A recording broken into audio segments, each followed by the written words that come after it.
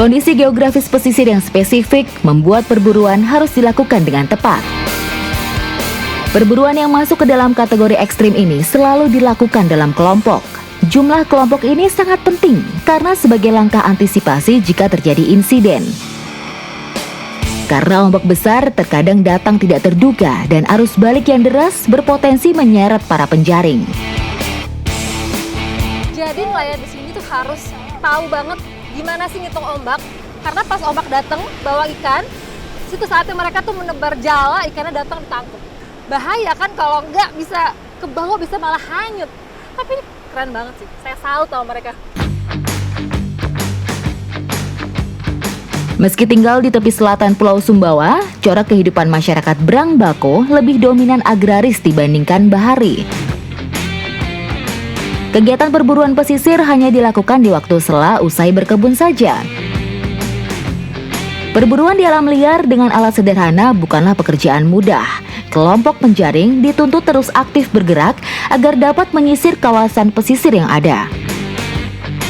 Kejelian pengamatan tanda-tanda keberadaan ikan target juga menjadi penentu keberhasilan setiap tebaran jaring yang dilakukan.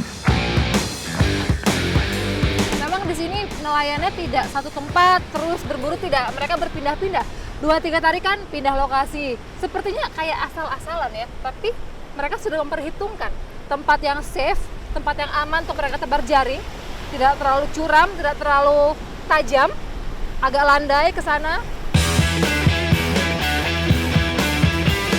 Dengan cara ini, hasil yang melimpah memang akan sangat sulit didapatkan. Sebab luas wilayah dan beratnya perburuan tidak sebanding dengan kemampuan alat yang digunakan. Akan tetapi, ini justru menjadi kelebihan dari setiap cara tradisional.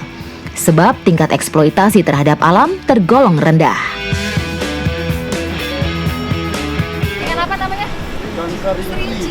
Emang banyak di sini? Banyak. Banyak tangkapannya hari ini. Nih salah satunya, cantik ya.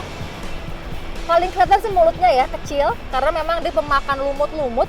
Di karang-karang ini banyak sekali lumut ya. Dan kalau orang sini sih bilangnya serinci.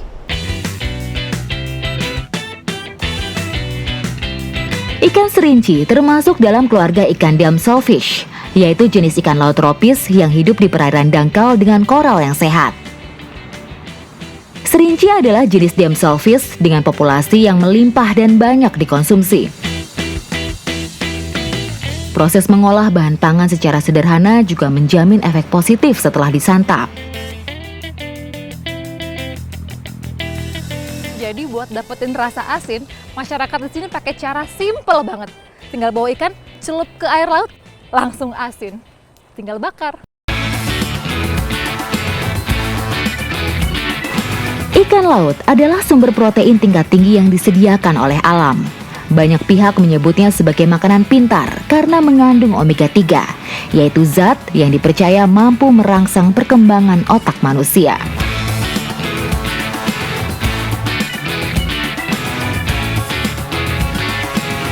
Nelayan di sini juga semakin hari semakin sedikit Pak ya, makin menurun hasil perburuan mereka. Biasanya tangkapan sedikit buat dimakan bersama keluarga, kalau banyak baru dijual. Tapi sekarang untuk makan sehari-hari pun menurun Pak ya, menurun. Jadi memang tangkapan laut sudah semakin sedikit. Tambah Pak.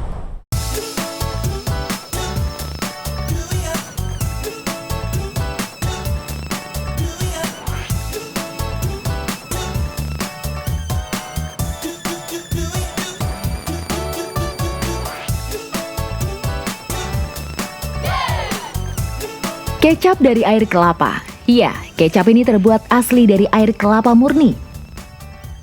Buatan khas masyarakat desa Jobela, Pulau Morotai, Maluku Utara. Nah ini kalau mau bikin kecap dari air kelapa, bumbunya banyak. Nih, ada bawang merah, apalagi Mama? Bawang putih, terus ada gula merah. Dan yang paling penting, tidak boleh ketinggalan, ini dia.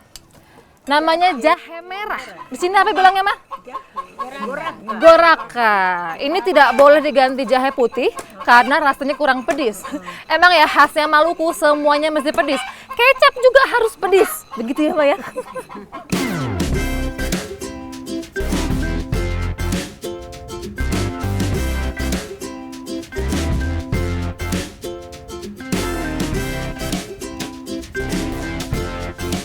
Bumbunya cukup banyak, mulai dari bawang merah, bawang putih, sampai jahe merah dan serai digunakan.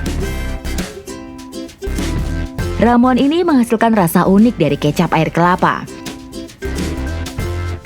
Air kelapa yang akan dijadikan kecap harus bening. Sebaiknya bukan dari buah kelapa yang terlalu tua, sebab air kelapa tua menyebabkan kecap berubah menjadi asam.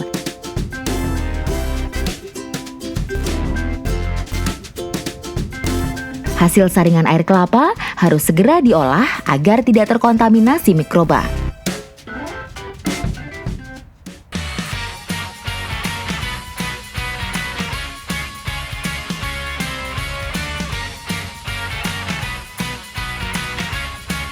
Gula aren menjadi sumber rasa manis sekaligus pewarna alami untuk menghasilkan kecap kelapa. Lama dibiarkan mendidih sampai betul-betul mengental. Cepat atau lambatnya tergantung besar api yang digunakan.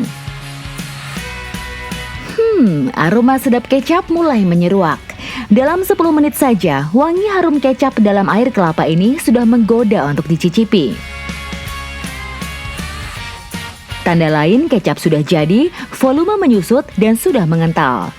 Dari 100 buah kelapa yang kami belah, ternyata hanya menghasilkan 3 liter kecap air kelapa. Rasanya ya kalau menurut saya nggak terlalu jauh beda dengan kecap-kecap lain sih. Hanya memang lebih manis dan memang tadi karena ada bumbu jadi lebih berasa dia. Lebih kuat rasanya. Dan ini kerennya ya, lebih sehat karena nggak pakai pengawet sama sekali. Kecap air kelapa tergolong awet karena bisa disimpan hingga lebih dari 3 bulan. Jauh sebelum kecap kedelai dikenal, masyarakat Jobela di Pulau Morotai menggunakan penyedap khas pesisir ini sebagai pendamping makanan. Walau kandungan proteinnya tidak setinggi kecap kedelai, kecap air kelapa tetap menjadi pilihan favorit hingga sekarang.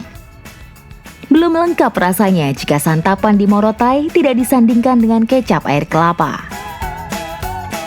Ini enak banget. Jadi, ini ikan roe yang tadi kita tangkap, dibikin kuah bening, namanya kuah apa, Ma? Kuah lema. Kuah lema. Jadi ikan roa kuah lema, cocol ke kecap air kelapa. Dahsyat. Enak banget. Tambah, Ma. Harus tambah ini, enak banget ini.